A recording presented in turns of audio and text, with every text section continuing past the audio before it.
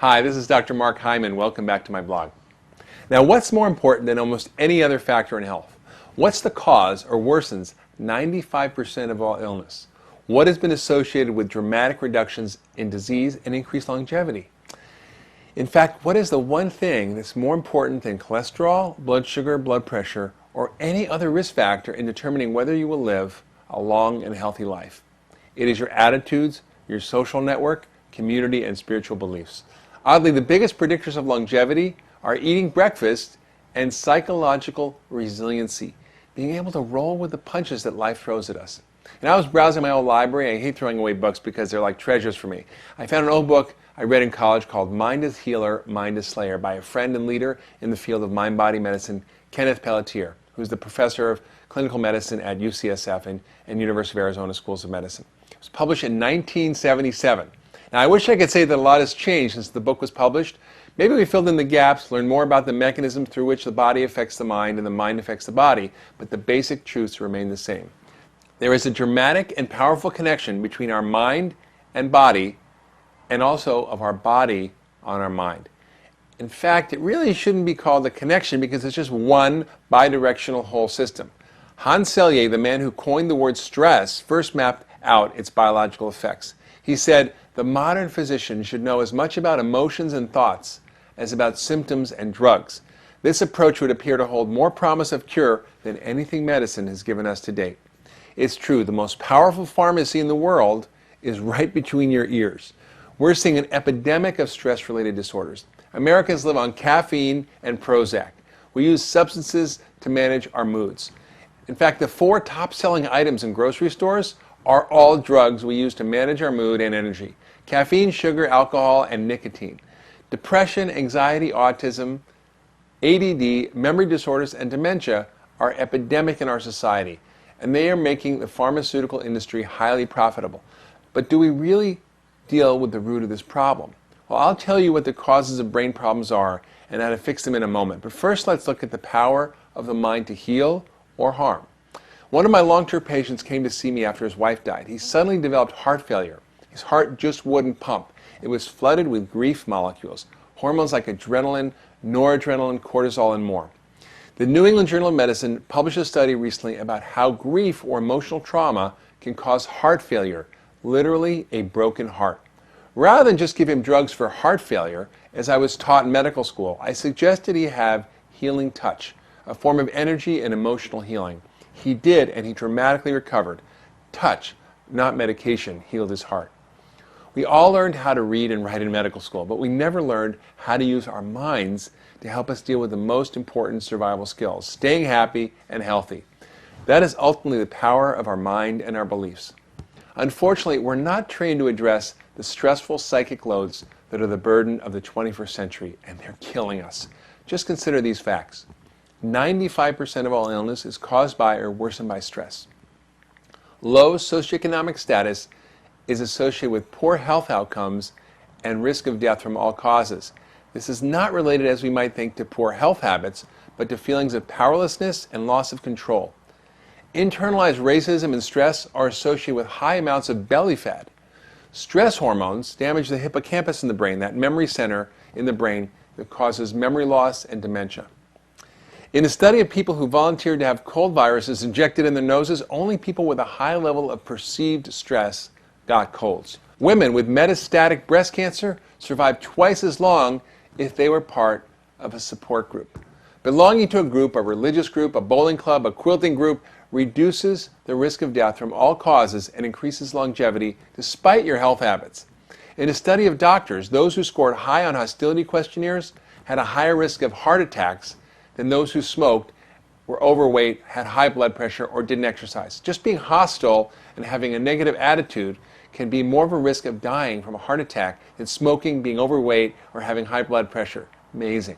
The good news is that we can change our beliefs and our attitudes and their effects on your mind and your body. You may need to learn a new few skills, but they're essential survival skills that we never learned in school or from our families, and we cannot thrive without them. Even better news is that it is not only about our beliefs and attitudes. Our mind and our brain function is also influenced by what happens in our bodies. So by addressing the keys that are the basis of this new medicine called functional medicine, or what I call UltraWellness, mental problems can often be cured without changing your beliefs.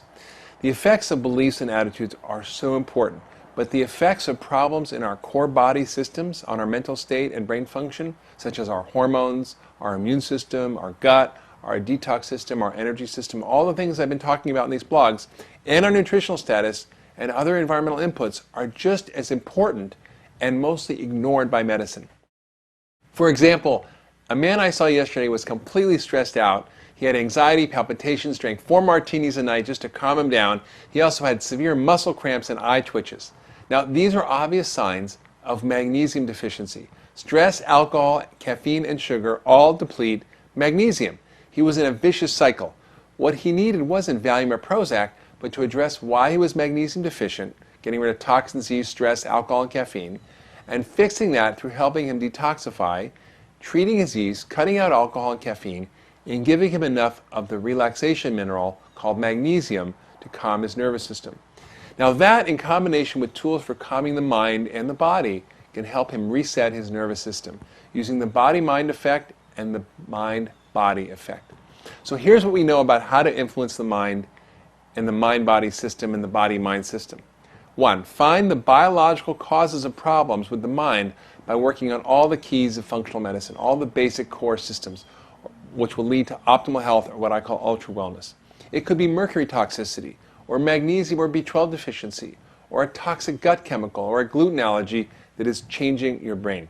So by changing your body, you can change your mind. Next, you have to learn how to actively relax. To engage that powerful force of your mind on your body, you must do something. You can't just sit there watching television or drinking a beer. You have to try learning new skills such as meditation or deep breathing, yoga, biofeedback, progressive muscle relaxation, or maybe taking a hot bath or making love or getting a massage or watching a sunset or taking a walk in the woods or on the beach. Exercise is also a powerful way to burn off stress chemicals and heal the mind. It is well studied and well proven. Just do it.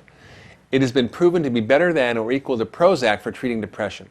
Next, you have to clean up your diet from mind-robbing molecules like caffeine, alcohol, refined sugars, and eat regularly to avoid the short-term stress of starvation on your body. You can also take a multivitamin and try magnesium, the relaxation mineral. You can also use special herbs that are called adaptogenic herbs that help you adapt to stress, like ginseng and ashwagandha. You can also take a hot bath or a sauna to help your body deeply relax and turn on the relaxation response. You might also think about examining your beliefs and attitudes and responses to common situations and considering reframing your point of view to reduce stress. Consciously build your network of friends and family and community. They are your most powerful allies in achieving long-term health.